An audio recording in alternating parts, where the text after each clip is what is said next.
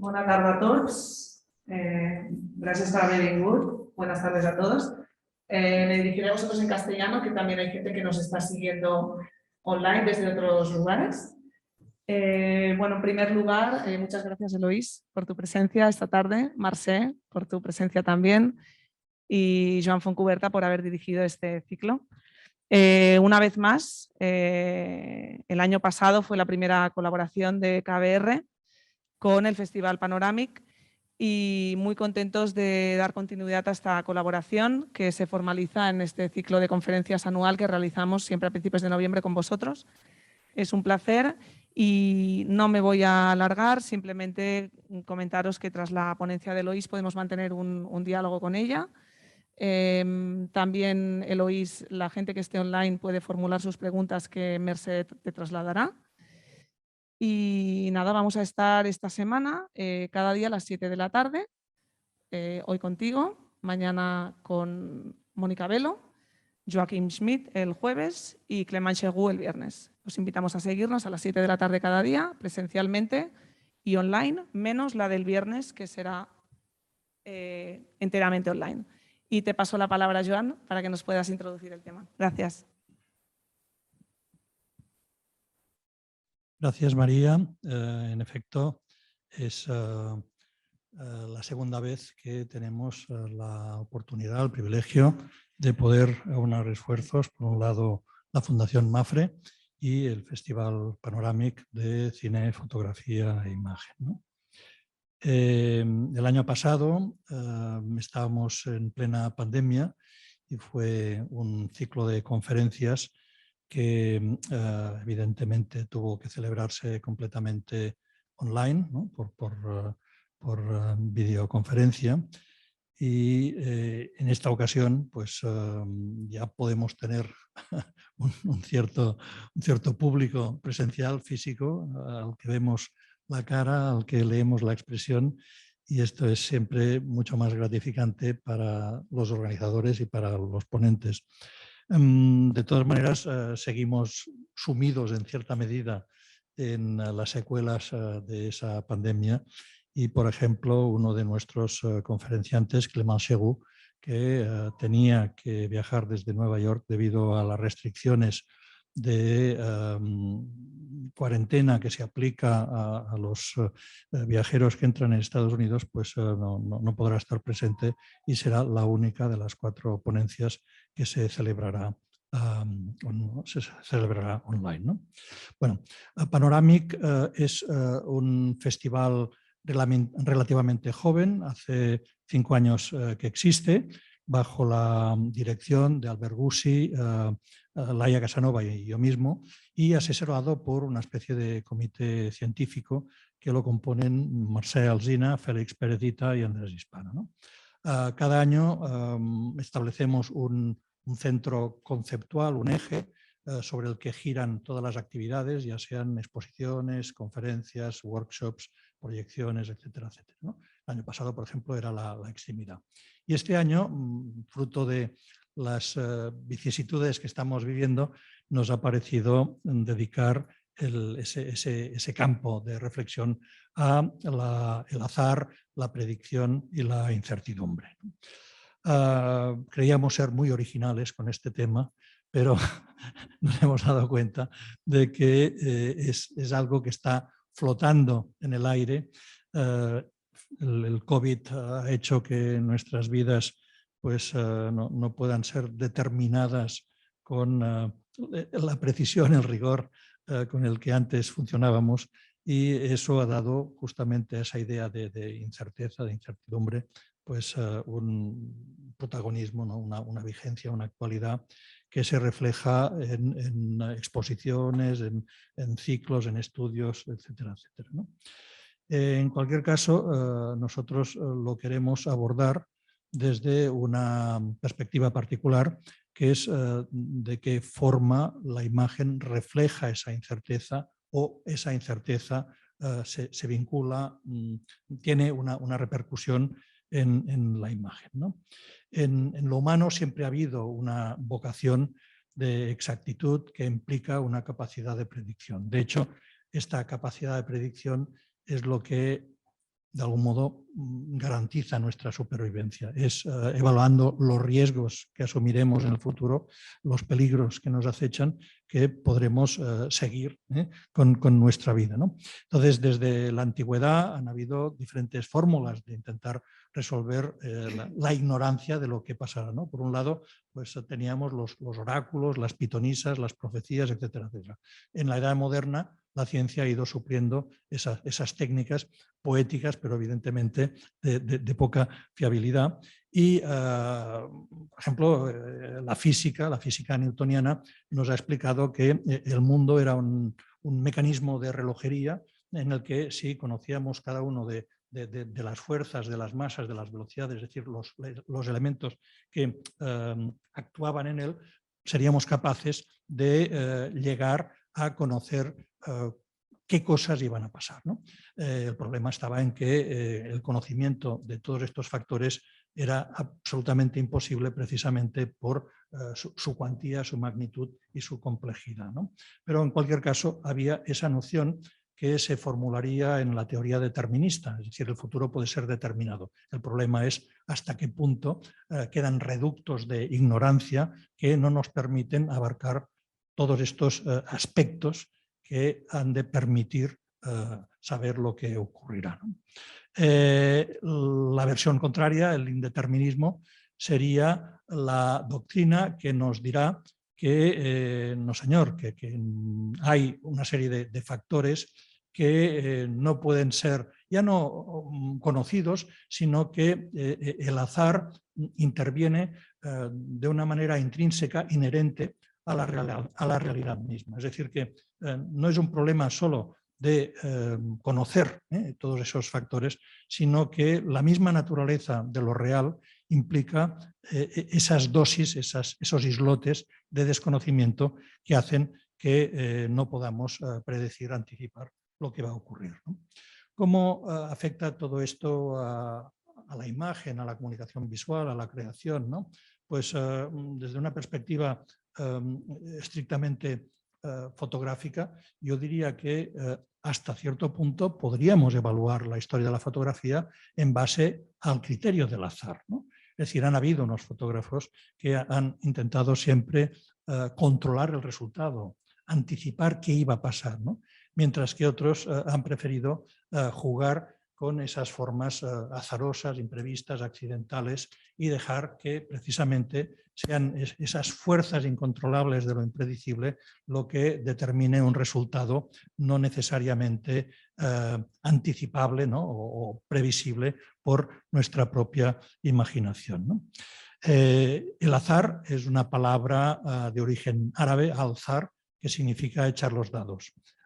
En latín, alea, lo aleatorio, también es lo mismo. Cuando Julio César pronunció la célebre frase cruzando el Rubicón para enfrentarse a Pompeyo y terminar con la República, dijo alea iacta est, los dados están echados, la suerte está echada, ¿no? Es decir, que hay desde muchos siglos atrás esa idea de que los dados o lo aleatorio, lo azaroso, pues compone un elemento importantísimo en la historia, en la vida, etc., ¿no?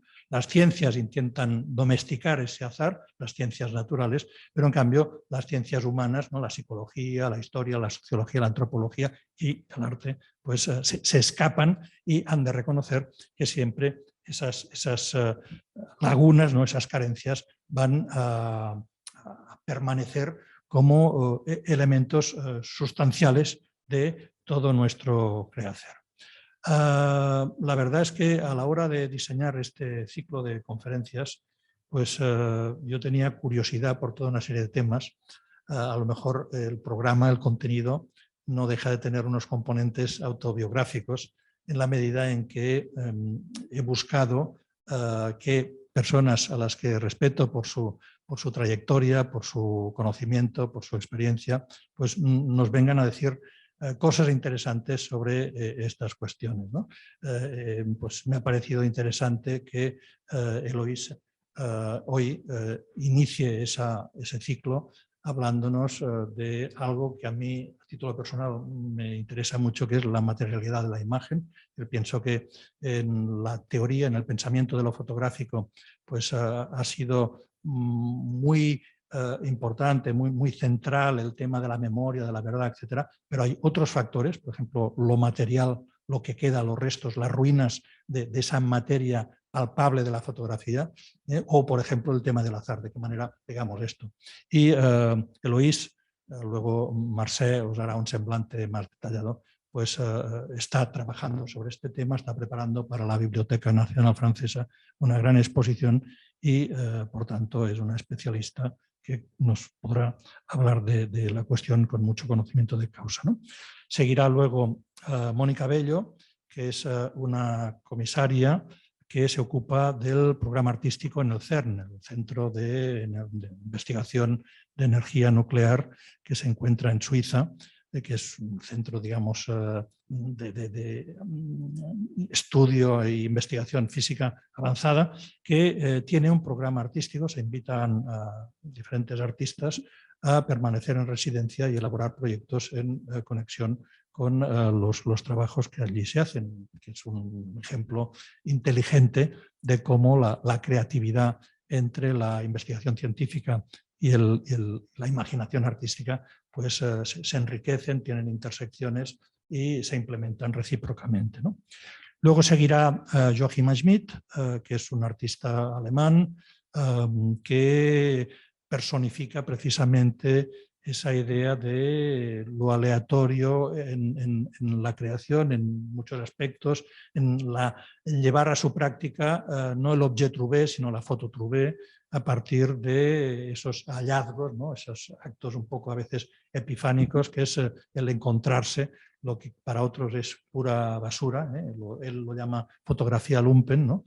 Y en base a un twist, ¿no? A un cambio de puesta en valor, esas imágenes pobres, esas imágenes populares, vernaculares, etcétera, adoptan un valor que va mucho más allá de la típica fotografía canonizada en museos, instituciones, academias, etcétera, etcétera. Y cerraremos el ciclo con Clément Chérou, que es digamos, un amigo también con el que he trabajado desde hace mucho tiempo en diferentes esferas, en diferentes trincheras, ¿no? Que ha pasado, él estudió en la Escuela de Fotografía en Arles y luego se especializó en el ámbito de la historiografía, ha pasado por el Centro Pompidou, ha pasado por el Museo de Arte Moderno de San Francisco y en estos momentos es el responsable del Departamento de Fotografía del MoMA, ¿no?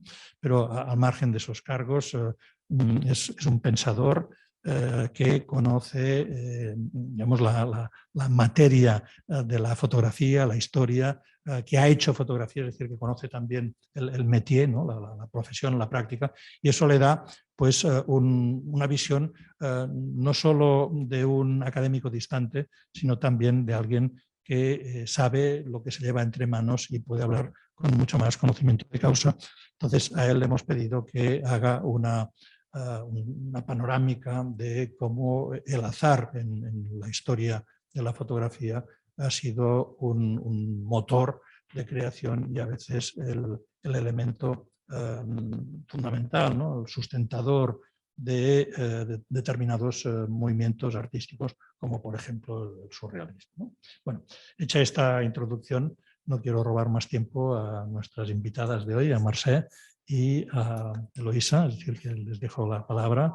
Espero que os resulte de interés y desde luego al final habrá ocasión de intercambiar comentarios, hacer preguntas, etcétera, etcétera, tanto los que están aquí presentes como a través de los que lo siguen por streaming, hacerlo por vía digital.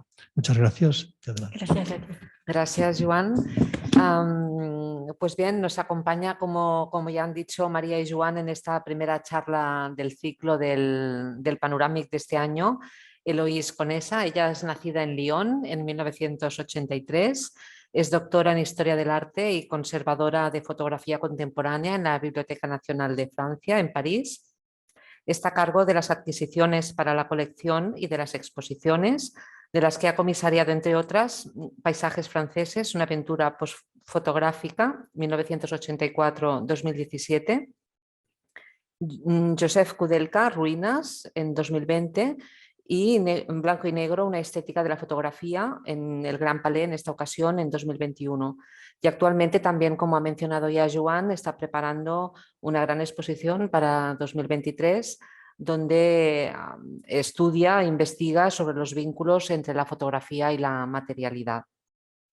Para la conferencia de hoy, que se titula La tirada de dados y la venganza de la materia, nos ofrece un punto de encuentro entre el azar y la fotografía de nuestro tiempo, que está sujeta a profundas transformaciones, tanto del lenguaje como del proceso y de su materialidad misma, expandida a una diversidad de soportes y al tiempo confrontada a la dimensión digital, que plantea nuevos usos y circulaciones de la imagen y también a su propia materialidad, ¿no? ¿Qué pasa con ese objeto tridimensional que hasta ahora había sido la fotografía? Nos contará cómo el azar interviene en los procesos creativos y las afectaciones que supone para la materialidad del medio y para su propia definición de lo que en sí es fotográfico, que ella ya nos ha anticipado en la presentación, que ya no es más que el signo de su propio devenir. Sabemos que las fotografías no son simplemente las imágenes. Ahora aquí unas notas de cuando nos preparábamos el tema de la incertidumbre, el azar y la imagen en el Festival Panoramic, que me he permitido utilizar para introducir su charla. Como decía, sabemos que las fotografías no son simplemente las imágenes que contienen, representan o reproducen, sino que son también objetos tridimensionales, con formas históricas que nos informan de su época y que dan cuenta de la historia en la que están construidas. De este modo se convierten en verdaderos actores materiales de esta historia, con un potencial epistemológico, con una generación de sentido que les es propia y que intervienen en los procesos de creación de conocimiento, que yo creo que es uno de los campos que Lois profundizará. La alusión que ella hace en el título a la tirada de dados, evidentemente nos remite de una manera muy rápida a Mallarmé, ¿no? y al poema que se publicó tras su muerte, Una tirada de dados jamás abolirá el azar, que nos sugiere, digamos, una entrada del planteamiento de transformación radical de las convenciones fotográficas. Yo creo que ahí un poco nos das esta clave. Y así como Mallarmé desbordó las convenciones de la tipografía y del lenguaje para darle a la poesía una trascendencia que desbordara el ámbito de lo textual, yo creo que aquí también la fotografía se ve desbordada de sus límites y gestiona los intervalos y las dimensiones del espacio y del tiempo con una nueva coyuntura histórica que la lleva a retar su propia definición. El azar, de hecho, siempre ha estado presente en la creación artística, como decía también Joan, desde la antigüedad, pero seguramente tiene un camino mucho más acorde con la fotografía, porque de hecho como proceso de creación ejecutado y puesto en juego por los propios artistas, toma su propia entidad a lo largo del siglo XX y a partir de las vanguardias probablemente. Por lo tanto, su camino es mucho más históricamente más acotado al lado de la transformación de la fotografía a lo largo del siglo. Como afirma Sarah Trosh en El azar como método, donde ella estudia la intervención de lo aleatorio en las artes del siglo XX, el azar tiene este protagonismo en el arte a partir del siglo XX, integrado a la obra y reivindicado por el propio artista.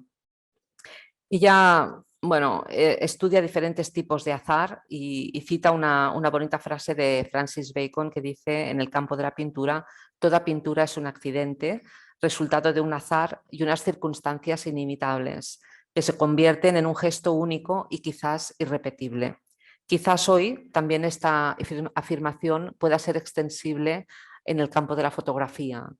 Y por otro lado, también el azar nos lleva a alterar las lógicas de exploración de la memoria, sitúa al artista más en una posición de espectador que de creador, en todo caso en una función de validación de resultados que puede aceptar o no, como explicaba Joan Fontcuberta en la presentación de la exposición que él ha comisariado para la edición de este año del Festival Panoramic, El dedo en el ojo, fotografía inconsciente, donde nos explicabas esta validación que el propio fotógrafo puede hacer en el momento de haber utilizado el azar. Pues bien, el azar es pues complejo y está siempre entre la conciencia y la inconsciencia, entre lo accidental y lo predictible, y en esta incertidumbre o falta de predictibilidad, el azar aleatorio contiene también un sentido de riesgo. La tirada de dados tiene un margen dentro del cual es imprevisible, y especialmente en las secuencias de repetición, de modo que instala en las obras de arte una indeterminación relativa y plantea simplemente lo posible, abriendo el espectro de la relatividad en los procesos creativos y sus materializaciones.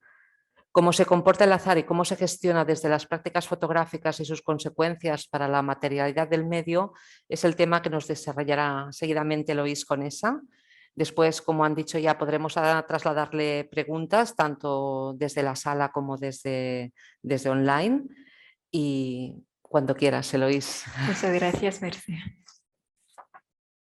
Pues primero quiero agradecer a la Fundación MAPFRE, María y a Joan Fontcuberta por la invitación en participar en este ciclo de ponencias del Festival Panoramic. Además, espero que me disculparán si yo leo mi ponencia, ya que aunque hablo español, hacer una presentación como esta no es lo mismo. Le agradezco de antemano por su comprensión. Muchos escritos del siglo XX concluyeron que no existía el azar en el arte porque toda obra es producto de causas que, a pesar de todas las manipulaciones posibles, remiten a las decisiones concertadas de un operador. Esta es la conclusión a la que llega el filósofo francés Étienne Souriau cuando declara: el papel del azar en el arte actual es real, pero más limitado de lo que se piensa, interviniendo en ciertas etapas de la creación y la interpretación, pero perdiendo inmediatamente su carácter aleatorio gracias a la intervención del artista. El pensamiento del azar en el arte parece pues condenado al punto medio, atrapado en un juego dialéctico entre valores contrarios, control y ausencia de control, orden y desorden, dominio e imprevisibilidad, en busca de un sutil equilibrio. A este respecto, conviene distinguir dos paradigmas del azar artístico que remiten a lógicas diferentes.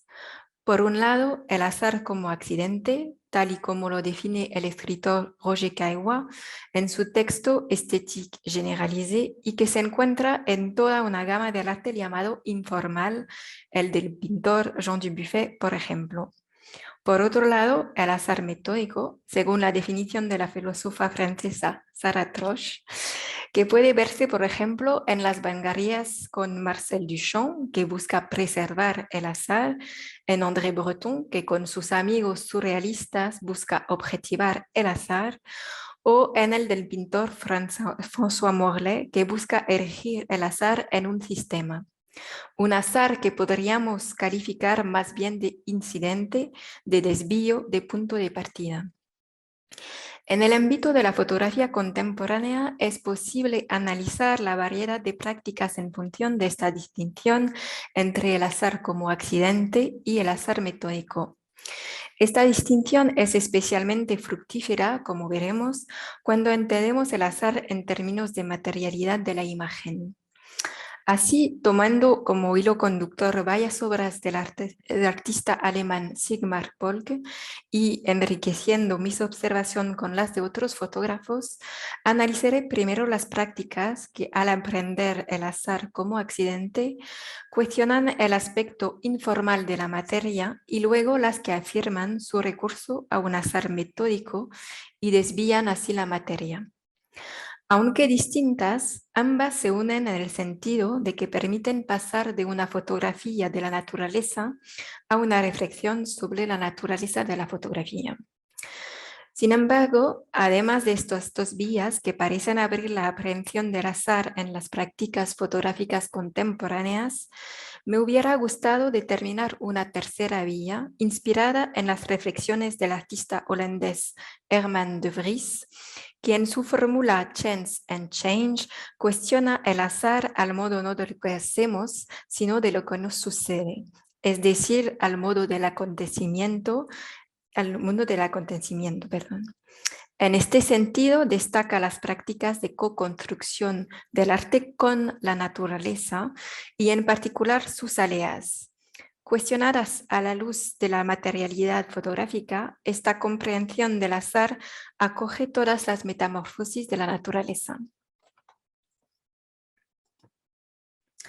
Desde el punto de vista de la producción artística, la característica principal de la forma accidental es que elude cualquier casualidad única.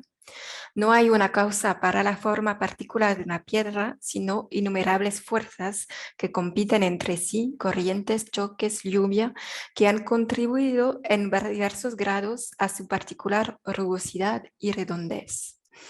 La segunda característica de la forma accidental es que a veces da lugar a apariencias sin sentidos, formas singulares sin ser notables y a veces a lo que el historiador del arte americano Horst Waldemar Jensen llama imágenes fortuitas, una forma que posee un innegable poder de sugestión como las piedras describidas por Roger Caillois, por ejemplo.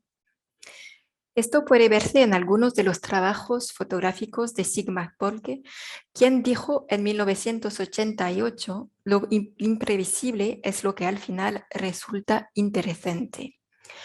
Lo polcográfico, como lo llama el crítico francés Xavier Dominó en su ensayo sobre el artista alemán, es anómalo, sin reglas preestablecidas, anormal porque no se ajusta a la norma y a menudo es defectuoso e incluso paranormal cuando moviliza todos los poderes olvidados o reprimidos a las fotografías. En fotografía, Polke asume y reivindica la condición de aficionado en nombre de un verdadero sesgo estético que multiplica los accidentes en todas las etapas de la producción de la imagen. Defectos de enfoque, maltrato del negativo en el momento del revelado, mezcla aleatoria de revelador y fijador. Esta estética accidental del azar en la obra de Polke se debe precisamente a lo que es imposible prever, anticipar cuál será el resultado final, que deja al azar. Emblemática de esta actitud es su serie Aparición Pirámide. La historia es sencilla. Polke toma una fotografía de una silueta en una playa de Java, pero no la revela hasta 2 años después. Y por algún fenómeno inexplicable, seguramente debido a la fecha de caducidad de la película, la imagen muestra un enorme triángulo negro como una pirámide fantasmal que domina la escena original. Lejos de ser descartada, esta imagen es expuesta por Polke como tal y por esta razón. Es una aparición, el tema mismo de la serie, la causa de una multiplicación de la imagen. La mancha accidental, recogida y reorientada por las palabras de Polke, se convierte retroactivamente en un efecto, en la marca de una feliz casualidad. Polke está al acecho de lo que el historiador de arte francés Bernard Marcadet llama los fallos y lapsos de la imagen. Esto también se observa en la serie Desastres y Maravillas, para que Polke reveló un rollo de película tomado en 1982 de un libro de reproducciones de Goya en un baño que mezclaba café, zumo de grosella y detergente. Con este cóctel, Polke pensó que lograría un efecto de reticulación, pero al final los accidentes en su dosis hicieron que todo se degradara. El fracaso de la reticulación es acogido por el fotógrafo como una nueva estética. La estética del accidente está aquí ligada a la dialéctica entre las reacciones del material por un lado y el carácter absolutamente singular del trazo por otro. En efecto, la característica del uso que hace Polke del azar es la imposibilidad de cualquier repetición. La obra accidental es inimitable, es el resultado de un gesto único, lo que autentifica su originalidad y su irreproducibilidad. Esto es también lo que atestigua el trabajo de la fotografía estadounidense Salimán. Fue en el contexto de su trabajo sobre los paisajes del sur de los Estados Unidos que Salimán se interesó por los procesos antiguos y en particular la técnica del colodión húmedo. Lo utilizó en sus series sobre los campos de batalla de la Guerra Civil estadounidense. La técnica del colodión consiste en aplicar una emulsión líquida espesa a una placa de vidrio que luego se sumerge en un baño de nitrato de plata y se transfiere a un marco hermético. Las imágenes se toman en una cámara, pero el tiempo de exposición es más corto que con un negativo de papel. El negativo de vidrio de colodión húmedo, muy transparente, permite una finura de grano, una precisión, una sutileza de tono. Sin embargo, como lo explicó la fotógrafa, ella acoge con cierto deleite el polvo y los accidentes de secado del colodión en sus imágenes. Esto es lo que ella llama el ángel de la incertidumbre en contraposición al ángel de la certeza del escritor francés Marcel Proust. Utilizando el colodión a contraempleo por sus accidentes y no por su precisión, Salimán transforma el material de colodión en una presencia espectral sobre la placa. A continuación, debemos prestar atención a los gestos que hacen posible esta elevación, el arañazo, la mancha, el embadurnamiento y estudiar las apariencias, las impresiones, los intersticios y las brechas entre lo real representado y el simbolismo asociado. Hay que considerar la dimensión cosmogónica que aportan estos accidentes en la capa de colodión y que la fotógrafa designa como sus cometas o aquí como sus soles negros de la melancolía. En el mundo digital, los accidentes también son habituales y muchos fotógrafos se afanan en captarlos. Así nació toda una estética del glitch. En la década de los 2000, un fallo que es el resultado inesperado de un mal funcionamiento en el voltaje de una corriente eléctrica. La serie DSL del fotógrafo francés Éric Grandpierre explora los fallos que se producen al ver varias películas en el ordenador. El artista realizó captura de pantallas sin retocar de estas aberraciones. Bajo el acrónimo que significa literalmente Digital Subscriber Line, es decir, la imagen en la pantalla transmitida por el flujo digital, Éric Grandpierre quiere que entendamos lo de desolado de sabotear vuestras líneas. Esta serie, con un título evocador y plenamente cargado de valor catafórico, muestra una imagen fija indeterminada cuyas ramificaciones coloreadas le dan una apariencia material.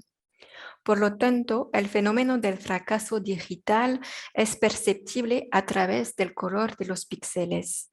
Éric Grandpierre nos invita a observar estos fenómenos de ataque del flujo digital.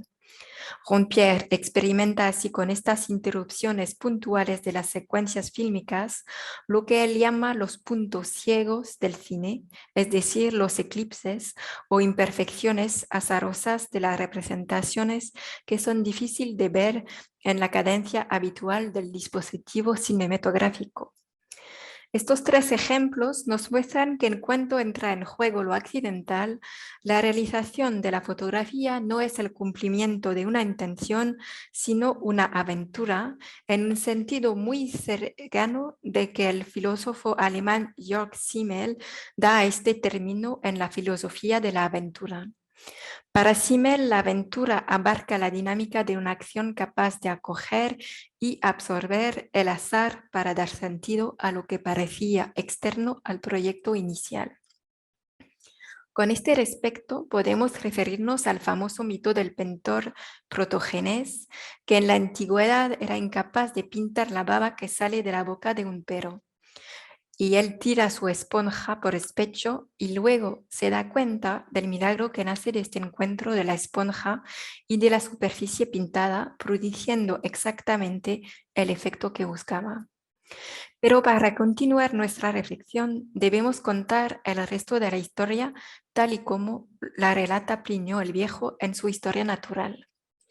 Se dice que siguiendo el ejemplo de Protógenes, el pintor Nealces obtuvo un éxito similar al plasmar la baba de un caballo y lo que el azar había hecho la primera vez, el hombre lo imitó con éxito. El gesto desesperado y sin propósito de Protógenes se convierte en un acto finalizado en la pintura de Nealces. En el lanzamiento de la esponja sigue habiendo un elemento de azar, pero este está en cierto modo enmarcado por el uso de una forma de voluntad y control. Se trata, pues, de abrir la cuestión del azar a la del proceso y de entrar en el campo de lo que la filósofa Zarathustra llama el azar metódico. En efecto, como sugiere Zarathustra, hay otra manera de abordar la cuestión del azar en el arte. Acercarse a las obras no preguntando si realmente existe el azar, sino prestando especial atención a las operaciones que implican las técnicas aleatorias y las cuestiones que plantean, a ese nudo particular entre el hacer y el pensar que es específico de cualquier enfoque artístico que explora la cuestión del azar de manera positiva y no como el reverso de la maestría. La elección no perjudica al azar del resultado, sino que lo hace posible. No se juega con el azar, sino con los datos del azar, que como tal son perfectamente conocidos, cara o cruz, rojo o negro, las 6 caras de los dados. El papel concedido al azar es indisociable de un conjunto de decisiones que han permitido al artista situarse en una relación de imprevisibilidad estructural en cuanto al resultado de su gesto. En la práctica del arte informal no se puede decir exactamente dónde empieza el accidente y dónde termina la intención, ya que estas dos dimensiones están inextricablemente unidas entre sí, como lo hemos visto. En cambio, en el azar metódico sabemos exactamente dónde empieza y termina la elección. Por lo tanto, debemos distinguir 3 elementos en todo trabajo de azar metódico: los datos de partidas que se vigirán, la regla que introduce el azar y el carácter no intencional del resultado. Además, la temporalidad basada en el carácter súbito del azar accidental, atrapado en un conjunto de causas no repetibles y repentinas, se opone al aspecto repetitivo y a veces rutinario del azar metódico. En contraste con una poética que valora la falta de forma y el equívoco, el azar metódico produce resultados que se caracterizan por su precisión e incluso su rigor en el uso de la indeterminación. Por último, el azar no se utiliza por sus efectos estéticos, no es un fin en sí mismo, sino un medio con cierta eficacia.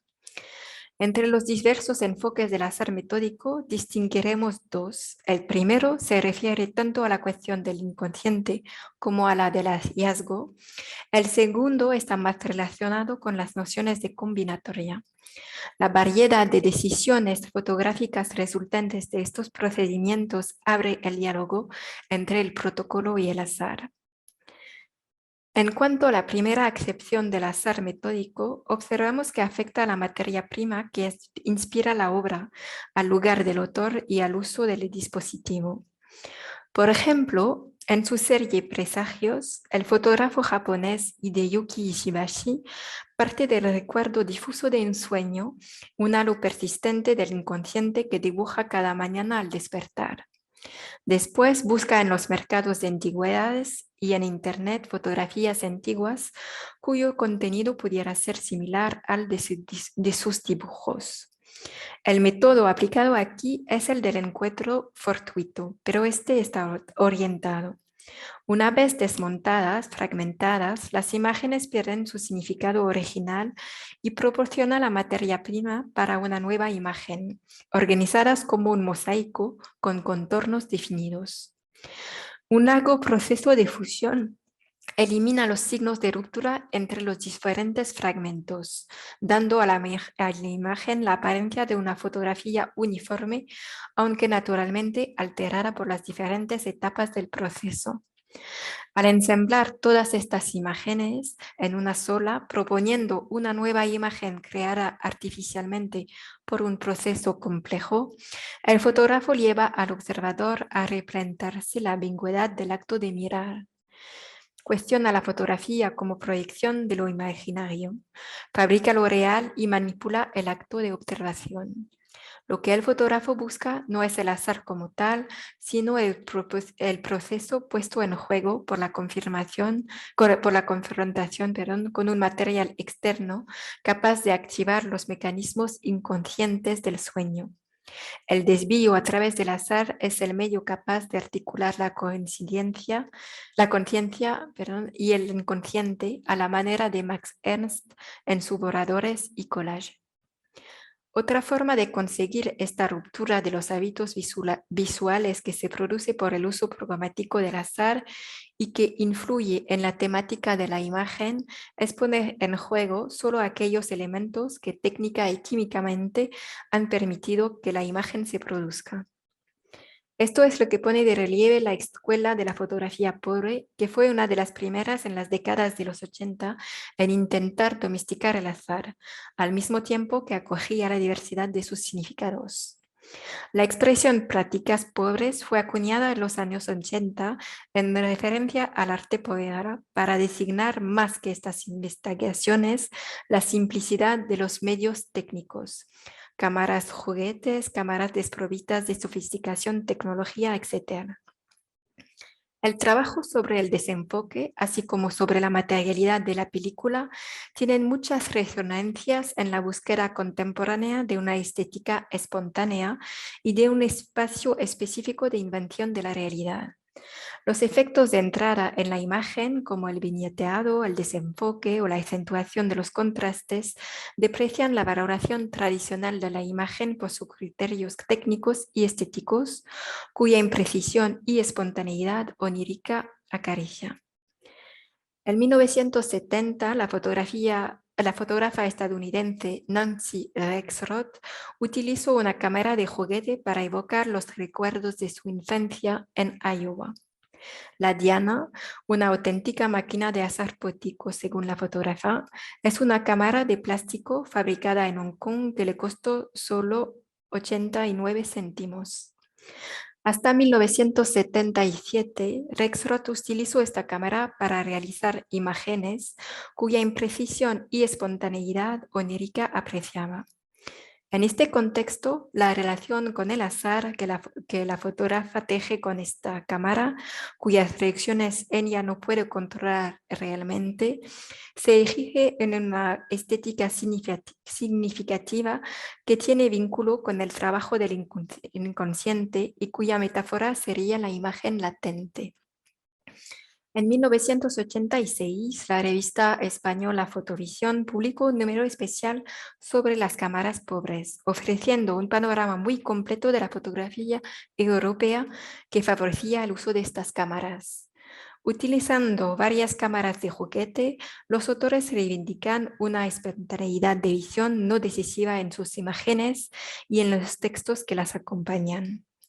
Así, el fotógrafo español Carlos Cánovas, en su texto manifiesto La cámara pobre, rechazo o diversión, expone los principios de esta fotografía que utiliza cámaras de aficionado. Él distingue la importancia de lo no visible en la imagen, el favorecimiento del orden sobre el detalle, la importancia de la idea, la aceptación de lo imprevisible, la importancia del juego. El azar está entonces ligado a una cierta infancia del arte que tiene que ver con la herencia surrealista. Con respecto al surrealismo, tenemos que evocar también el azar automático.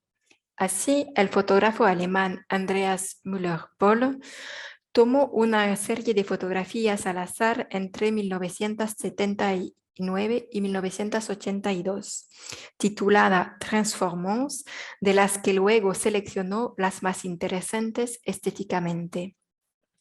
Como recuerda el crítico francés Marc Leno en su libro Jugar contra los aparatos, cito, las fotografías de Muller-Paul no pretenden representar el mundo, sino solo el gesto del fotógrafo. No muestran su visión del mundo, sino que aluden al interior de la caja negra y a los procesos que en ella tienen lugar. El carácter aleatorio de la imagen, la ausencia de una voluntad directiva por parte del artista y su renuncia al control de la imagen son esenciales. Así, el relegamiento previo del fotógrafo en favor del azar, la desconexión entre el acto fotográfico y la visión representan un medio para desbaratar la cámara, pero también permiten al artista tomar el control de la fotografía a posteriori en el momento de la elección de las imágenes. En la misma línea también podemos mencionar el trabajo de la fotografía estadounidense Alison Rossiter, que trabaja exclusivamente con papel fotográfico anticuado. Temiendo que en la era digital ya no pudiera encontrar papel adecuado, ella compró un montón en internet. Recibió por casualidad un lote de papel caducado desde 1946. En lugar de tirarlo, decidió ver qué podía hacer con este hallazgo.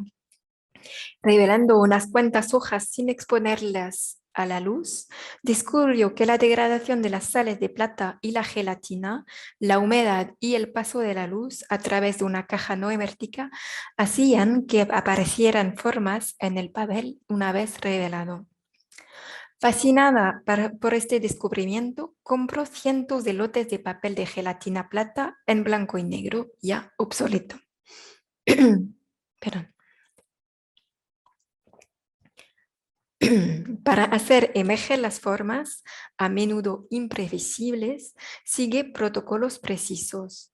No disparar y trabajar exclusivamente en el cuarto oscuro.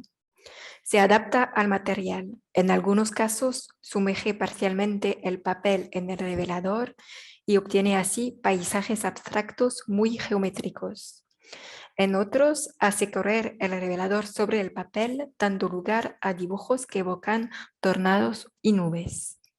Por último, cuando un papel presenta rastros de la luz que se ha filtrado a través del embalaje o las huellas dactilares de un operario que lo ha manipulado y luego lo ha vuelto a meter en la caja tal y como estaba, lo revela y hace aparecer estas huellas como si fuera una arqueóloga.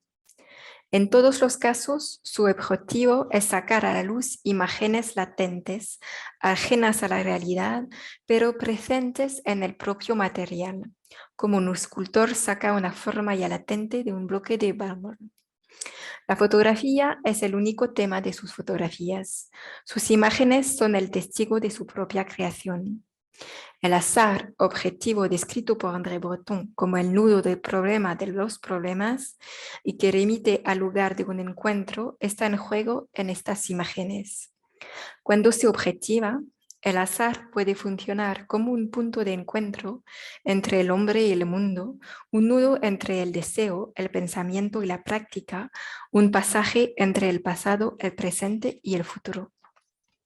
Justo a estos planteamientos de planificación del azar herederos de los surrealismos, podemos encontrar otros enfoques experimentales que al establecer su protocolo creativo dejan cierto espacio al azar. Así, los quimigramas del fotógrafo belga Pierre Cordier son muy metódicos. Él combina la física de la pintura y la química de la fotografía y procede sin cámara ni ampliadora, anotando en sus cuadernos cada experimento, la reacción de cada producto, los resultados de cada prueba. Se esfuerza por dominar los procedimientos, pero acepta los incidentes que permiten que sus imágenes se conviertan en obras abiertas, por utilizar el título del libro de Umberto Eco. En este libro, Eco explica, cito, que la política de la apertura refleja la atracción que ejerce en toda nuestra cultura el tema de lo indeterminado. Nos fascinan los procesos en los que se establece un campo de probabilidades, una situación capaz de provocar opciones operativas o interpretativas siempre renovadas. Cordier cuestiona la relación entre el azar y la lógica, el contenido y la forma. En un quimigrama, la forma artística no está predefinida, es el resultado de un proceso técnico, el resultado imprevisible de un experimento. Cabe recordar aquí que Pierre Cordier pertenece al movimiento europeo, la Generative Photography, también conocida como Concrete Photography, del que se celebró una importante exposición en 1968 en las Kunsthaus de Bielefeld. El evento presentó el trabajo de 4 jóvenes fotógrafos, 3 alemanes, Gottfried Jäger, Hein Gravenhorst, Kilian Breyer y el belga Pierre Cordier. Estos 2 últimos habían completado parte de su formación en Saarbrücken con el líder de la Subjective Photography, Otto Steinert. Las obras fotográficas se presentan en forma de serie compuestas esencialmente por fotografías abstractas. Su coherencia se basa en un conjunto de conexiones formales basadas en la evolución lógica y precisa de uno de los elementos gráficos de la figura inicial, como lo vemos en esta obra de Gottfried Jäger. Jäger gira la placa de la imagen inicial y así va creando variaciones alrededor de las lunas crecientes en la fotografía. De este modo trabaja sobre la gramática de su medio producida por una forma única de construir en todas las escalas del proceso artístico. Los conceptos de imagen y serie son pues inseparables, lo que confiere a su arte un carácter altamente reflexivo, pero también autónomo y autoproductivo. Sistemático y programático, el movimiento Generative Photography da lugar a obras que proceden todas ellas de un desarrollo experimental del medio. La propia técnica se analiza y descompone alrededor del proceso fotográfico para producir, como dice Jäger, una fotografía de fotografía. El azar se puede planificar, la perturbación se convierte en un factor de estrategia. Volvamos ahora a Sigmar Polk, de quien se ha dicho que tiene una relación con el azar que parte de una estética del accidente. Sin embargo, resulta que ampliado el espectro de materiales relacionados con la fotografía, el artista alemán utilizó la fotocopiadora a mediados de la década de los 80.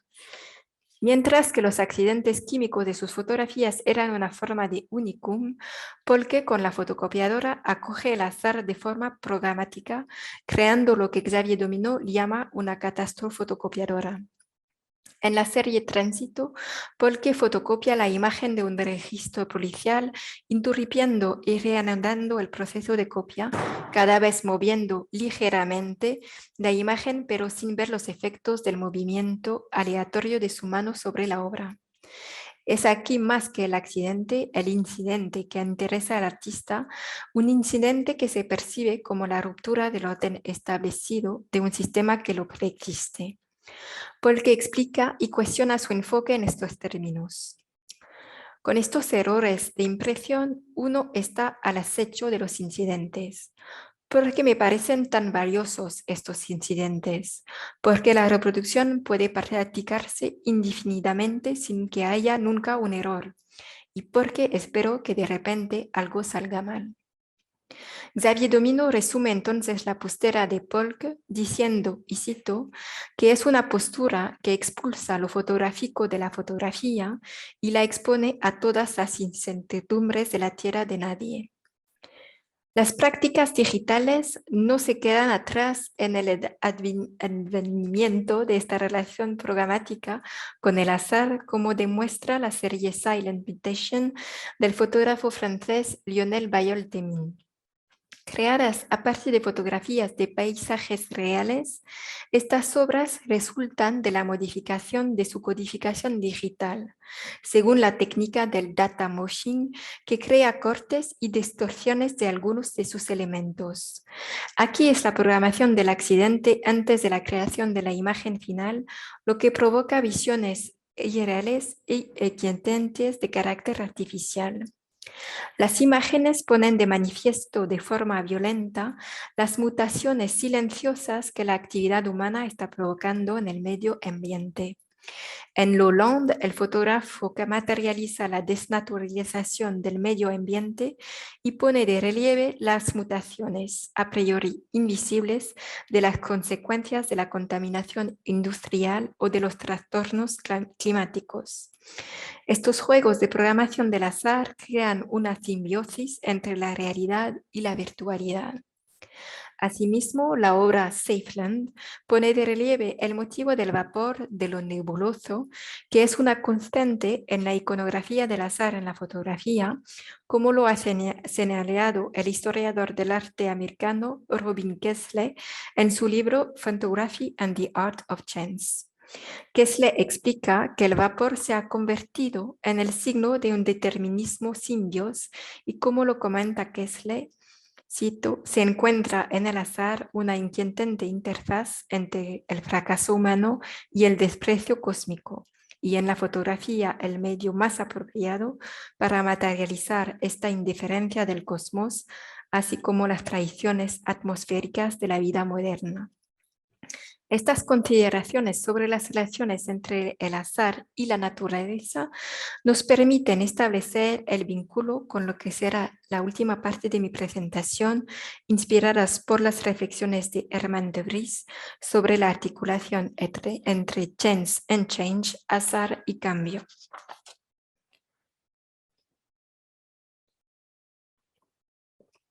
Change Fields de Herman de Vries es un ensayo publicado en 1973, en el que él propone una topología del azar.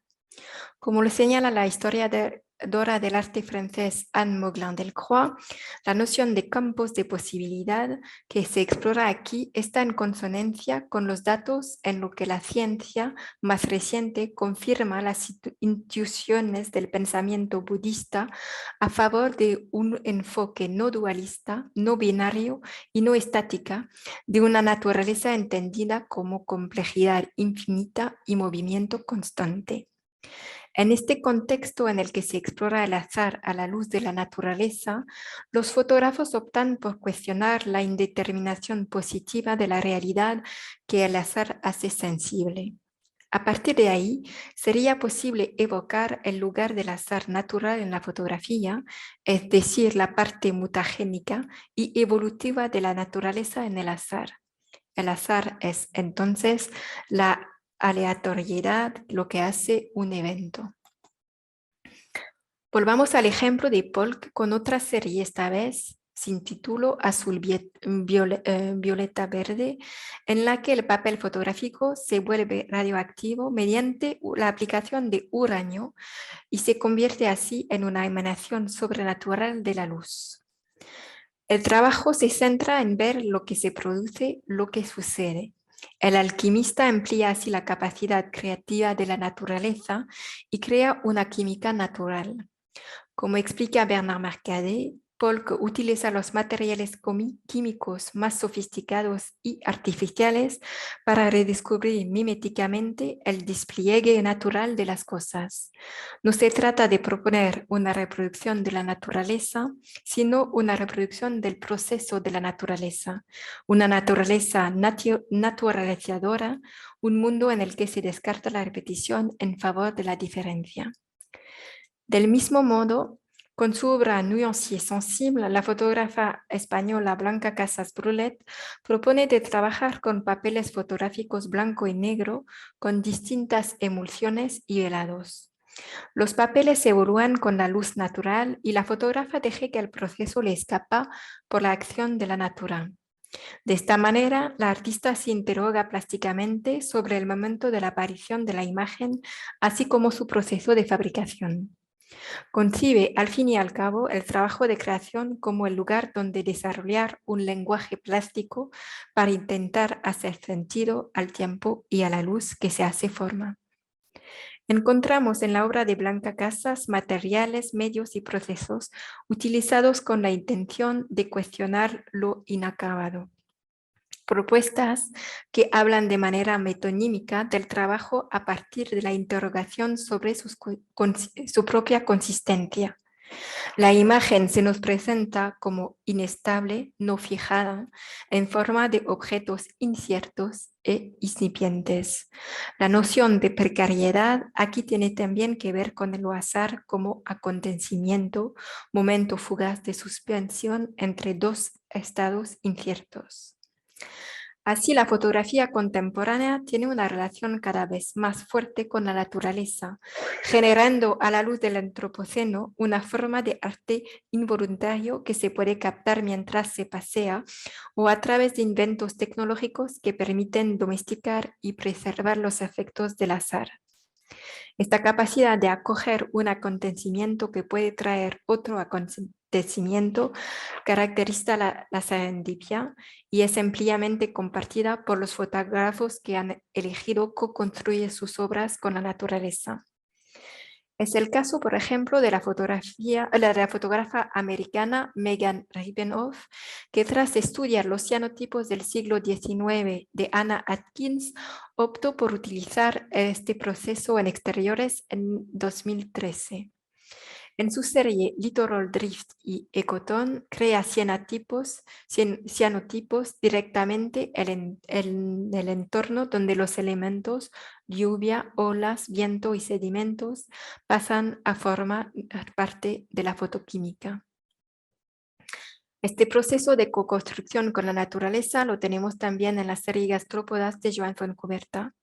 Es una serie constituida a través de la acumulación de imágenes impresas, la gran mayoría siendo tarjetas postales recibidas por el artista como invitaciones a exposiciones de arte que se han ido acumulando en su buzón. Para la realización de esta serie, el artista se ha servido de la acción corrosiva de los caracoles y así aborda el proceso de transformación y degradación de imágenes icónicas. El azar natural le permite así encontrar una reflexión que se bifurca en tres direcciones.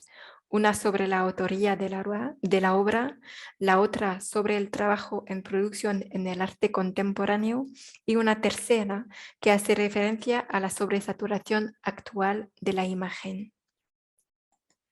Con su proyecto The Pigment Change, presentado en Arles este verano, la fotógrafa española Almudena Romero se apoya también en una conciencia ecológica y en el uso de materiales vegetales que remiten a una estética del azar que lleva a la fragilidad, incluso la desaparición. Este proyecto en 4 series, Doing a Photograph, Family Album, Offspring, The Act of Producing, impone un nuevo uso artístico del tiempo presente, una defensa de la sostenibilidad. El cambio de pigmento es una consecuencia de las cualidades intrínsecas de la planta y en particular de su exposición a la luz y a determinadas longitudes de onda. El resultado de esta experimentación toma forma de imágenes objeto, momentos fotográficos que exploran un sentido expansivo del medio. En este sentido, el uso de material vegetal desafía la noción de progreso, consecuencia del conocimiento acumulado por el flujo de imágenes. Se puede establecer un paralelismo entre el planteamiento de estos fotógrafos y el del compositor estadounidense John Cage cuando teorizó lo que llamo las operaciones de azar.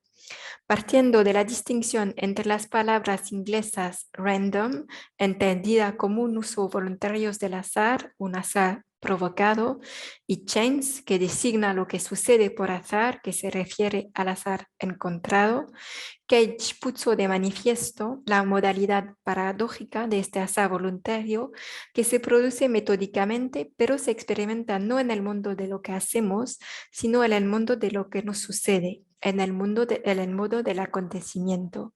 De este modo, el chance es un azar que forma parte de la continuidad de la vida. Está en fase con las circunstancias que condicionan la aparición y desaparición de las cosas.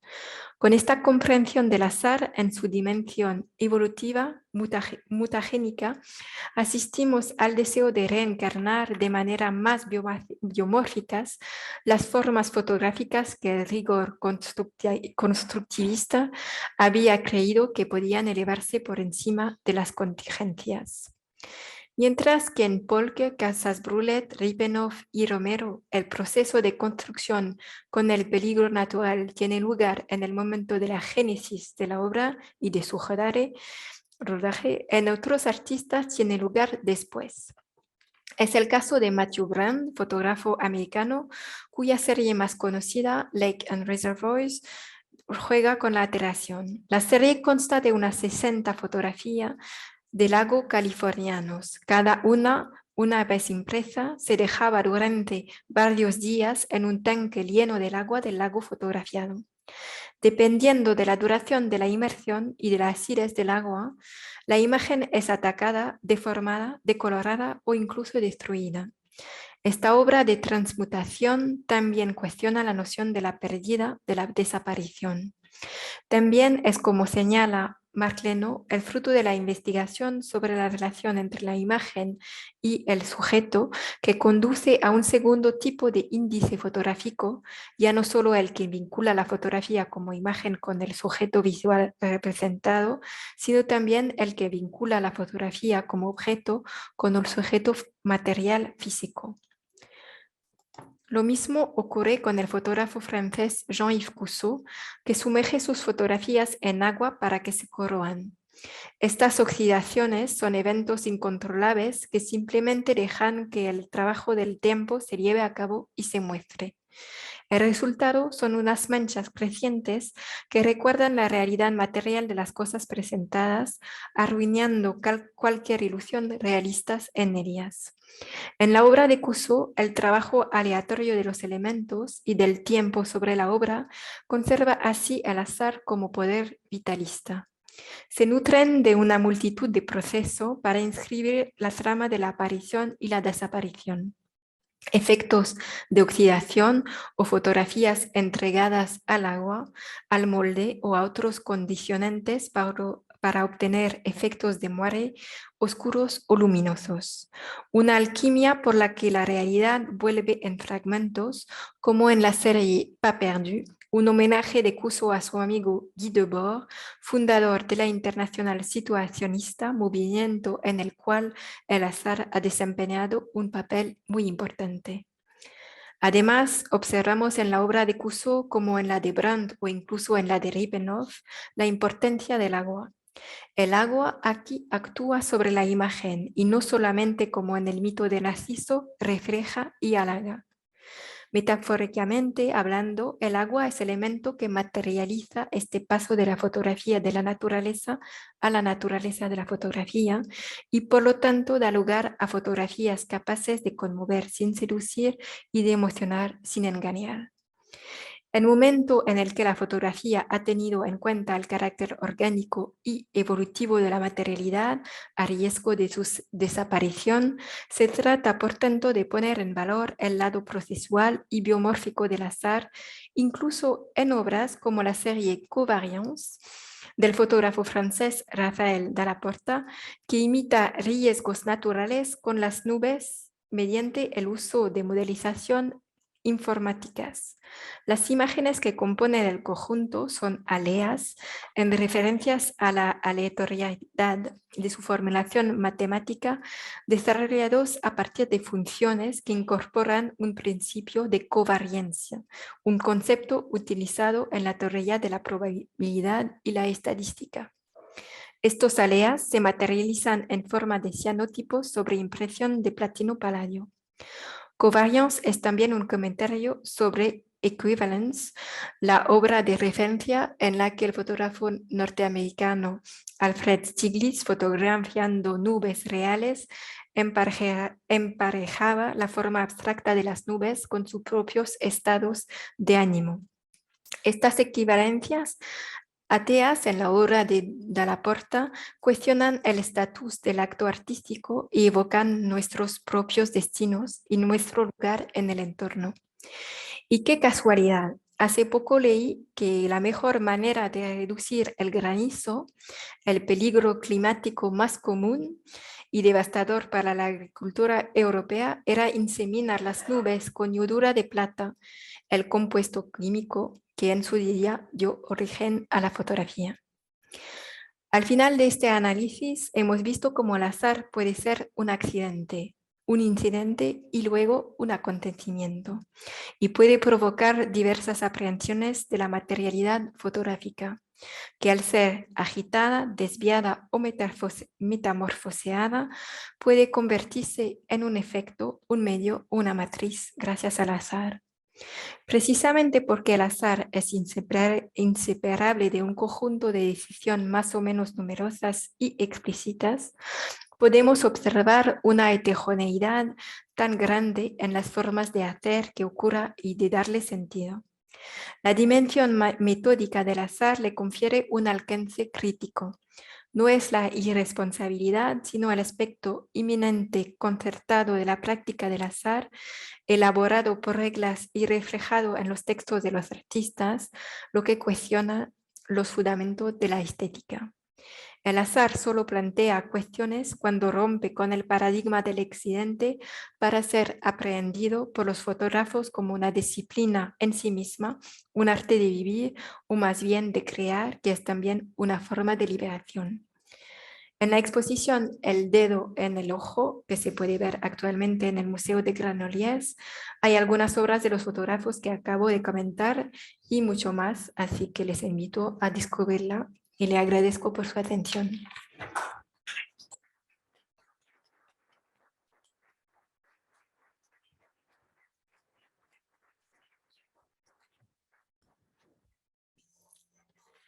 Gracias, Eloís, por este maravilloso viaje a través del azar en la fotografía y estos resultados que realmente han empezado a plantear muchas preguntas entre los que nos están siguiendo y han estado atentos a tu intervención.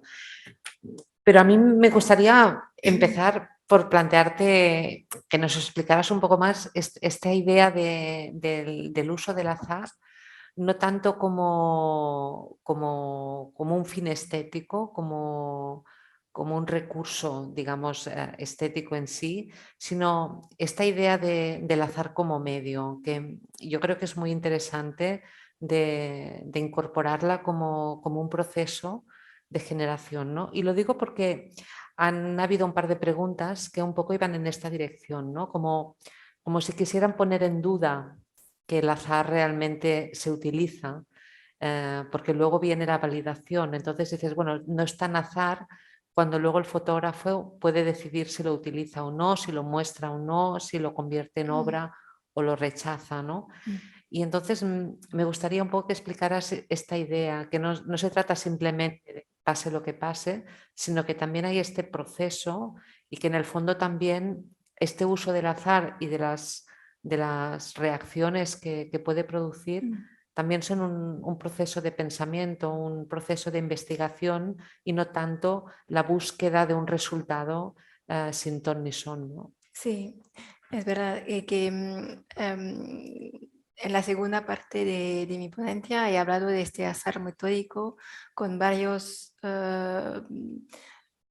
posibilidades, y es verdad que el azar en este tipo de fotografía de movimientos, por ejemplo, lo de la generative photography, tiene que ver con un método y para los fotógrafos es importante a partir de una bueno, de una matriz, no sé si se dice, sí, una matriz. Sí, ¿vale? A partir de una matriz de utilizar el azar como algo que va a provocar variaciones. Y por eso es verdad que el azar no es un fin en sí mismo, pero más algo que permite abrir el campo de las investigaciones. Y, por ejemplo, Gottfried Jäger ha hecho también varias fotogramas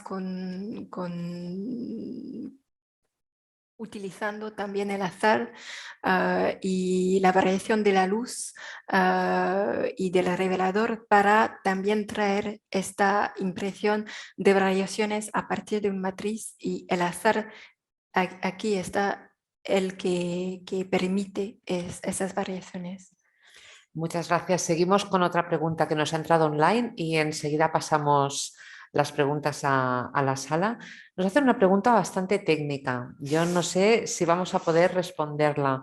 Yo tengo una alternativa de respuesta, pero nos preguntan, quisiera preguntar sobre programas o software que produzcan cambios azarosos sobre fotografías digitales. Eso tenemos un especialista en la sala. Joan, ¿eres tú?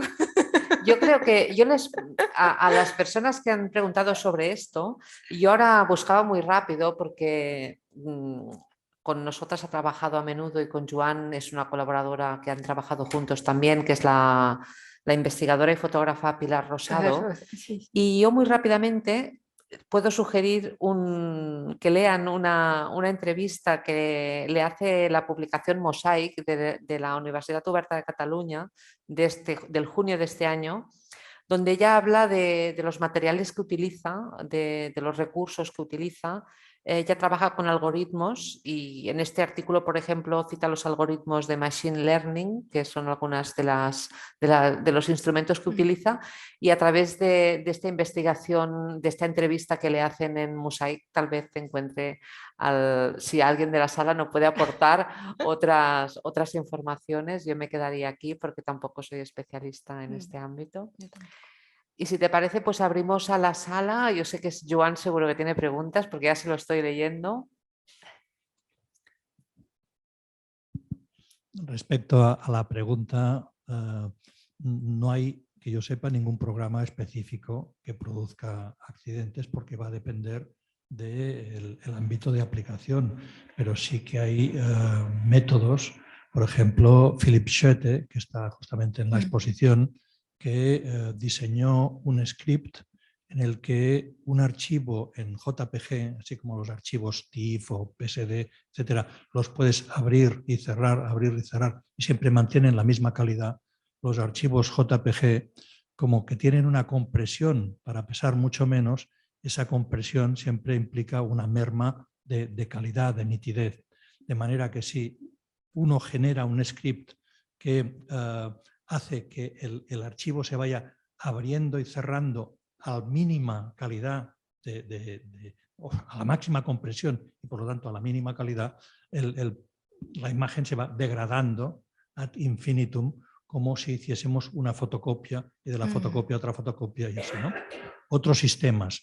Un archivo gráfico no es más que una secuencia de datos, ¿no? De unos y de ceros. Si ese archivo lo abrimos y aleatoriamente eliminamos algunos de esos datos, al volverlo a abrir con un procesador de imágenes se va a delirar, ¿no? Es decir, va a sacar una serie como lo que hacía Lionel en sus trabajos, ¿no? Es decir, que hay unas pautas de trabajar contra el programa. El programa ha sido diseñado con unos horizontes, pero en la medida en que nosotros provocamos una actuación del programa no prevista en su origen, se producen efectos efectivamente inesperados, ¿no? Que sería como provocar el inconsciente de esa tecnología, ¿no? Bien, o sea que hay diferentes, o por ejemplo, en las cámaras hay unos ciertos programas de crear panorámicas, pero que tienen que ejecutarse según unas ciertas reglas. Si no obedecemos estas reglas, el programa de luego pues, se vuelve loco, pero como tiene que hacer una panorámica, la hará de todas maneras, pero puede ser algo absolutamente disparatado gráficamente, ¿no? Es decir, que, también se me ocurre a mí cuando abres un formato en determinados programas que no están previstos para ese formato, también genera imágenes distorsionadas. sí. A veces no los abre, pero a veces te da resultados inesperados también. Sí. Sí, sí. Yo tenía una pregunta filosófica, que me ayudes a encontrar una solución. Lo primero ¿es pensable algún tipo de fotografía en la que no haya una migaja de azar? Es decir, cuando piensas en cualquier fotoreportero, por ejemplo, que quiere tener un control relativamente absoluto del resultado. O sea, cuando Cartier-Bresson sale a la calle, en el fondo no sabe lo que se encontrará. O sea, es también un sujeto del azar, ¿no?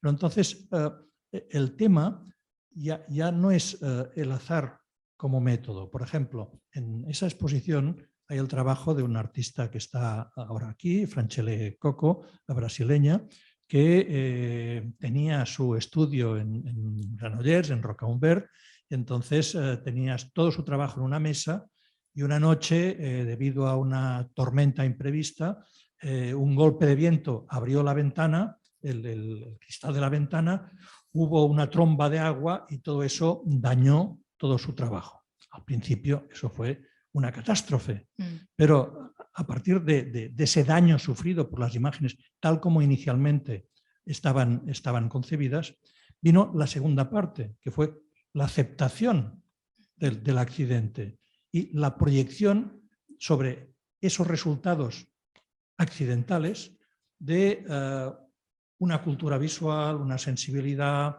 un gusto, una articulación del trabajo dentro de otro dispositivo. Este es un caso, digamos, que ha tenido poca repercusión, pero en la fotografía contemporánea hay muy buenos ejemplos. Por ejemplo, cuando se produjo el huracán Katrina en Nueva Orleans, hubo un matrimonio, dos fotógrafos, Chandra McCormick y Keith Calhoun, que habían trabajado toda su vida documentando Luisiana, etc. No, fotógrafos documentales, absolutamente documentales de la vieja escuela, ¿no? De la línea dura. Entonces, de repente, los desalojan por razones de seguridad, tienen que abandonar su casa, sus pertenencias, su estudio y todo su archivo. Cuando regresan, el archivo tiene 1 metro de agua y está todo flotando. Es decir, que tienen evidentemente un shock emocional, una frustración perfectamente comprensible, total que empaquetan todo y lo olvidan, ¿no? Y hay como un proceso ahí de que pasan 10 años y al cabo de 10 años empiezan a sentir la curiosidad de a ver qué ha pasado. Y esas fotografías pues, de paisajes, de retratos, de reportaje social, etcétera, evidentemente están todas dañadas, tienen hongos, hay microorganismos, no sé qué, pero empiezan a entender que ese daño sufrido provocado por el Katrina es un elemento documental adicional. Es decir, que las imágenes no solo explican la realidad de la vida en esa zona, en esa región, sino que además añaden el dato de que esa región padeció este acontecimiento dramático, y ahí se muestra en la carne Sí. de la imagen, ¿no? Entonces, es efectivamente el resultado de un accidente, pero yo entiendo que lo importante no es tanto el accidente en sí, que puede ser un estímulo, un elemento inductor, sino, ¿no te parece que hasta cierto punto lo realmente importante es esa actitud, esa aceptación del resultado y en saberle dar un sentido, en saber aprovechar cómo esos efectos casuales no son para desechar completamente, tirar a la basura ese material, sino encauzarlo en un nuevo sentido, y que por lo tanto lo que nos puede interesar en muchos de los ejemplos que nos han mostrado es que el azar es una fuerza motriz que interviene en el proceso, pero realmente en lo que se refiere al proceso intelectual, creativo, artístico, es la actitud posterior, crítica del fotógrafo, que da a ese resultado le da una puesta en valor, una de visualización, ¿no? Claro. ¿Cómo lo ves? Estoy de acuerdo contigo, pero es que primero hay que distinguir, pienso, lo que es de la aceptación lo que dice y lo que es el error que no está aceptado por el fotógrafo también. Y en cuanto a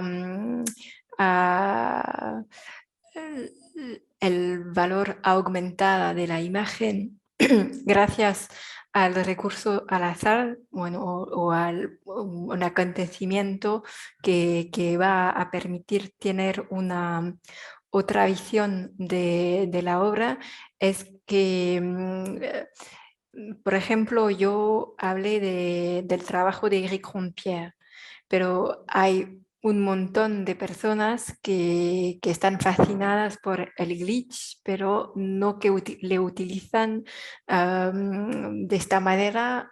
Lo que es lo que es el nudo de todo esto es la intención del artista y además lo que en el ejemplo de los dos fotógrafos de Katrina, el valor aumentado de la obra, tener en la carne de la imagen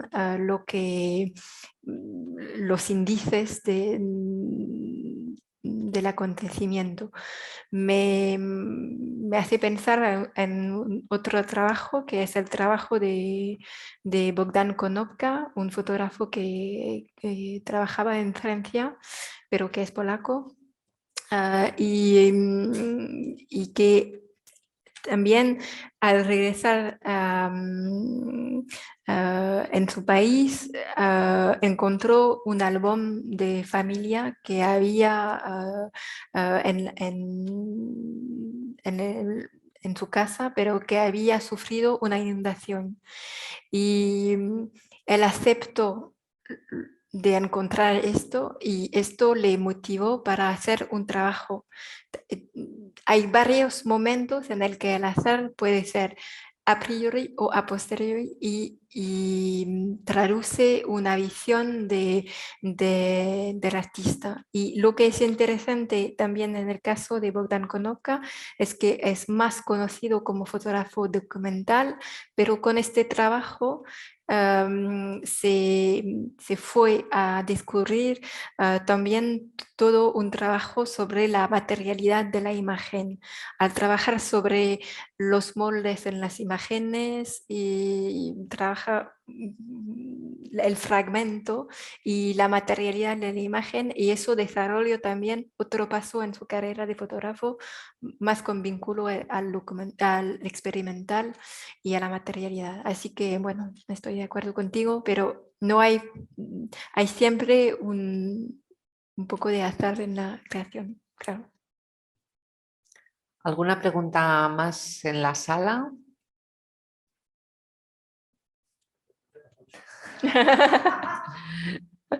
Venga, va, Joan, te permito. ¿tú volías fer una? Quería comentar que cuando empecé en los años 80 a trabajar en fotografía, un poco antes,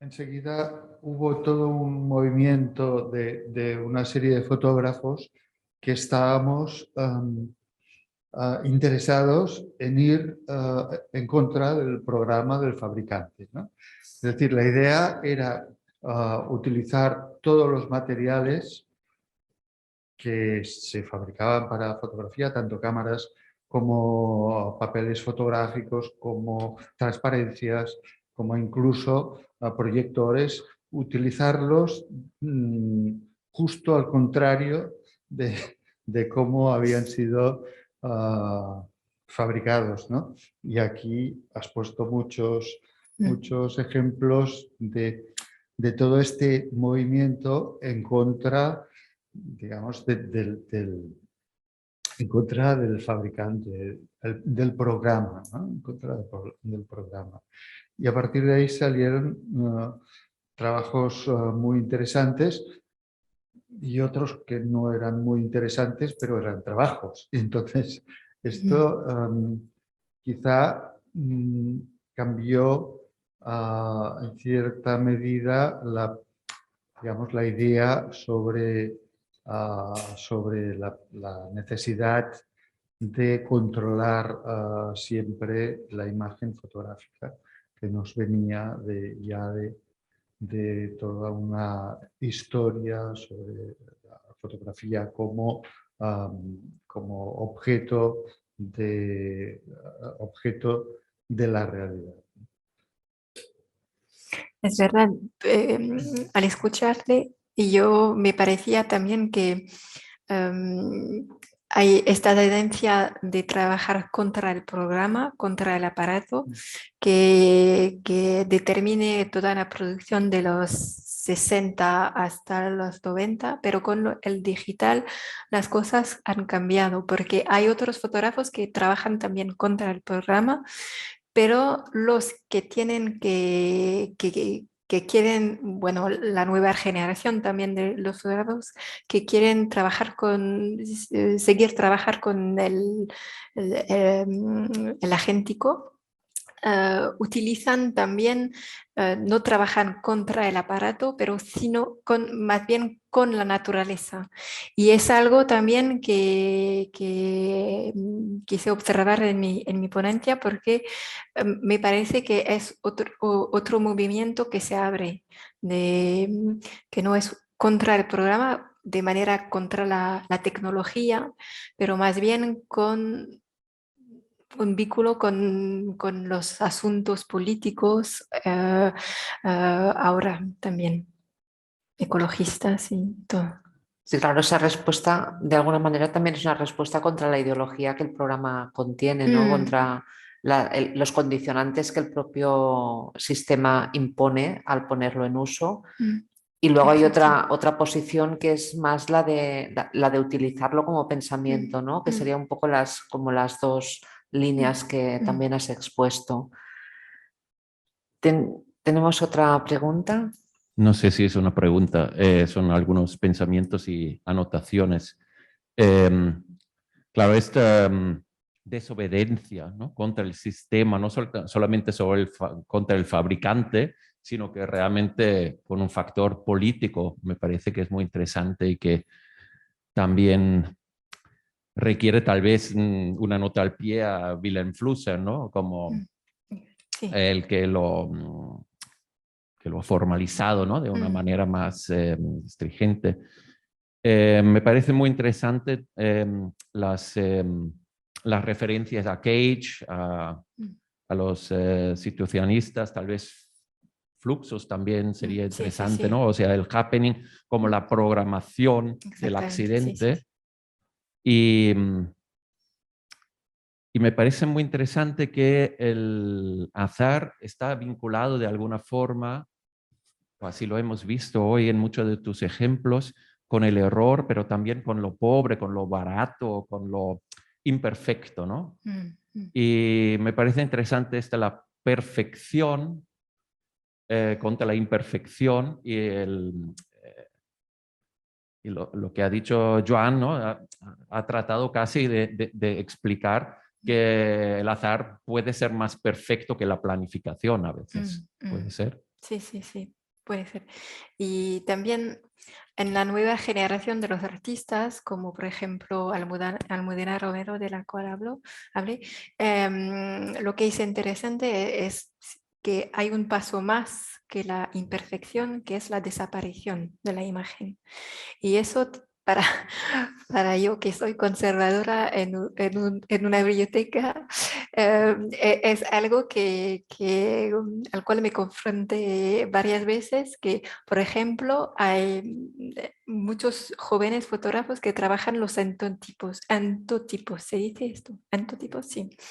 Y los antotipos, bueno, la imagen no está fijada, va a desaparecer. Así que es algo que, bueno, me pregunto que es algo que tiene que ver con lo político también, pero de la imperfección hasta la desaparición es otro paso más, pienso también. Tenemos unos 5 minutitos para ir terminando. Tenemos una pregunta al fondo. Joan quería formular otra. ¿Hay alguna otra más en la sala? Pues después de estas dos yo recogeré un par también brevemente que tenemos en línea y ya cerraríamos la sesión. Hola, buenas. Bueno, Mi pregunta es más que nada con respecto a la fotografía estenopeica, que me parece que también tiene muchas características en esto de lo azaroso y también de cómo uno procese luego esa imagen, también me parece que entra bastante en esto, ¿no? Por ahí te sí, quería sí, sí. preguntar por ahí. Sí, sí, claramente. Sí, sí, entra totalmente en lo de la fotografía pobre, de la utilización de estos procesos que son tan simples que los fotógrafos, tan sencillos que los fotógrafos le pueden utilizar, pero por ser tan sencillos que tienen, bueno, no el control de la tecnología, y por eso tienen que ver mucho con la invención y la posibilidad del azar, claro. Sí. Respecto a lo que decías de la desaparición de la imagen, me has hecho pensar en un fotógrafo francés, Tom Draos, que Sí. quemaba las fotografías Exacto. y ponía en unos frascos las cenizas. Esta idea ha sido replicada por una fotógrafa española que se llama Tatiana Avellán, que lo que hace es disolver la plata de una copia fotográfica analógica, ¿no?, con un ácido, lejía o lo que sea, y poner toda la plata que componía la imagen también en una botella. Entonces lo que expone es la botella con toda la imagen, pero amorfa, es decir, ahí está, toda la información que ya decodificada, pero ya materializada en una transmutación que es eso, disuelta en el ácido, y el papel blanco que ha quedado impoluto, virginal, etcétera, ¿no?, como el soporte que había, ¿no?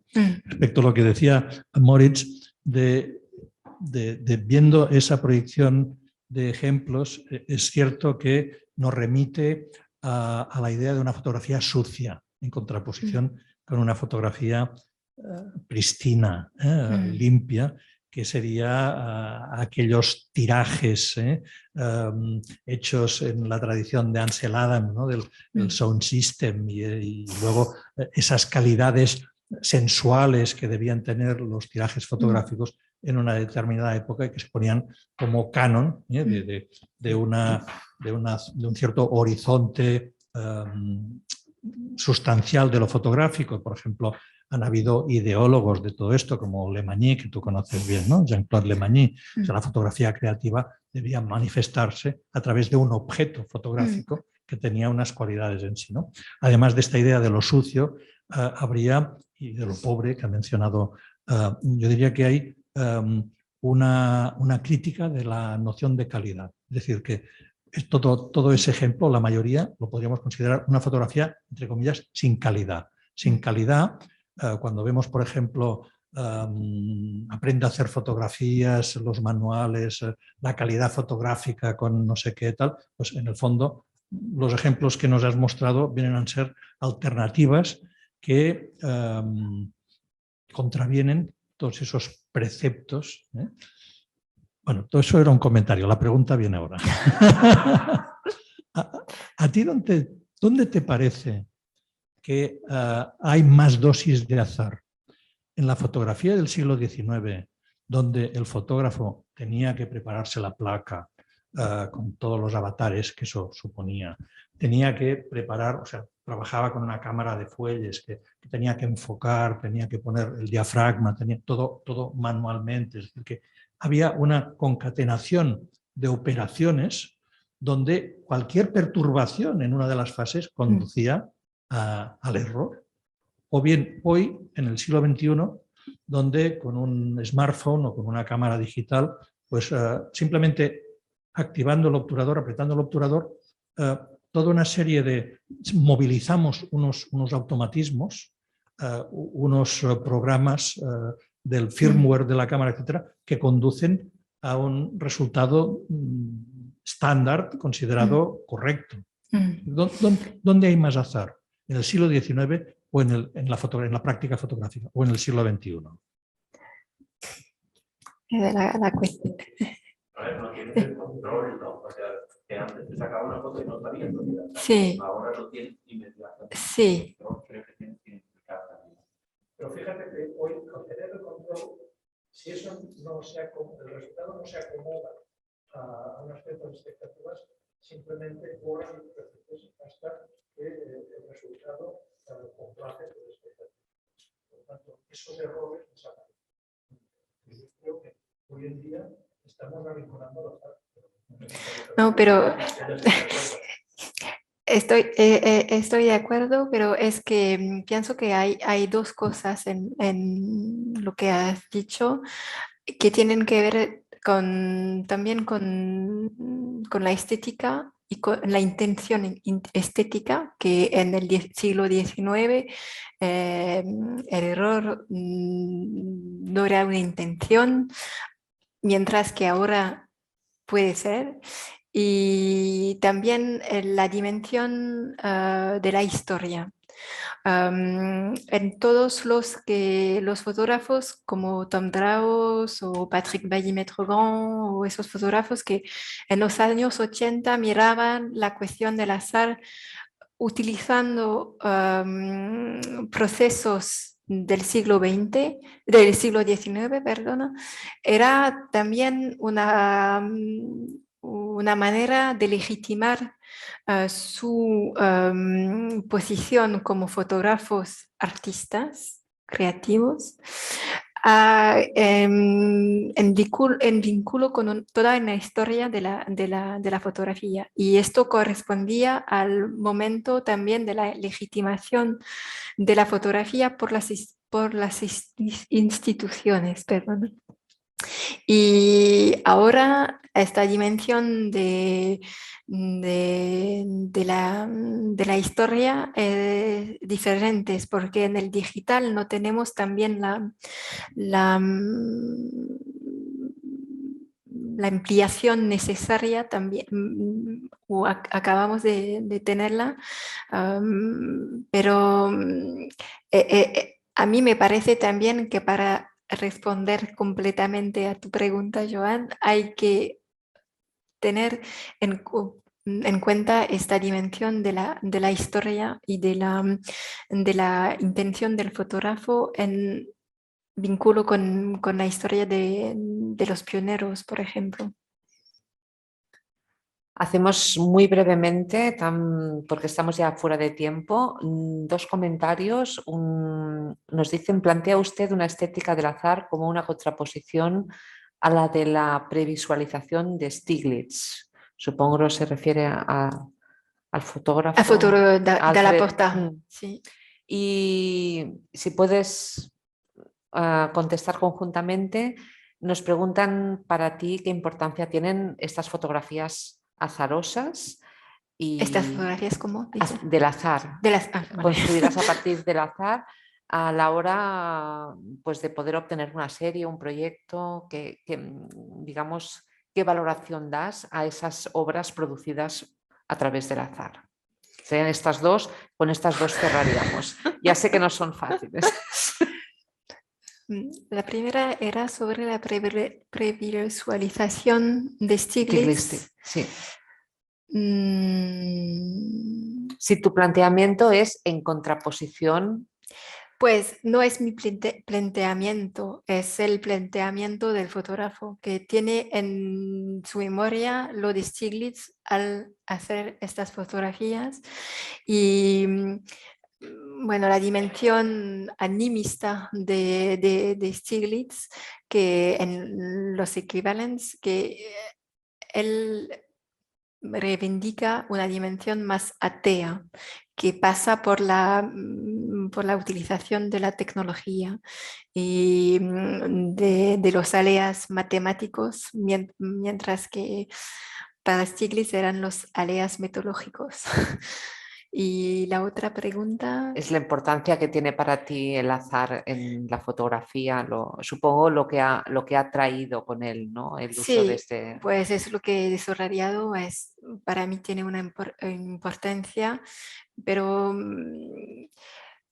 una importancia sobre todo en la manera en la cual permite un fotógrafo, un artista de hacer mover un poco de desplazar un poco su propósito primero en la obra y bueno, ver lo que lo que va a suceder después. Eso es lo que es interesante también en el planteamiento del azar. Muy bien, Eloís, pues muchas gracias. Antes de despedirte, permíteme recordar a los asistentes y los que nos siguen por internet la conferencia de mañana, que va a haber conferencias durante toda la semana, pero mañana tendremos a la historiadora del arte y comisaria Mónica Abello, que actualmente dirige el ARS at CERN, el Centro Europeo para la Investigación Nuclear en Ginebra. Nos hablará de las poéticas del conocimiento y de cómo arte y ciencia se complementan en la búsqueda de significado. Y en esta conferencia se tratará el modo en que la física, la ciencia de la naturaleza que estudia las estructuras fundamentales de la materia y las leyes del universo, nos ayuda a relatar nuestra historia y, en contacto con el arte, articular la comprensión de la realidad. Esto será mañana acompañada de Félix Pérezita, uno de los asesores del Festival de Panoramic. Eloís, con eso muchísimas gracias Gracias a ti. por tu intervención.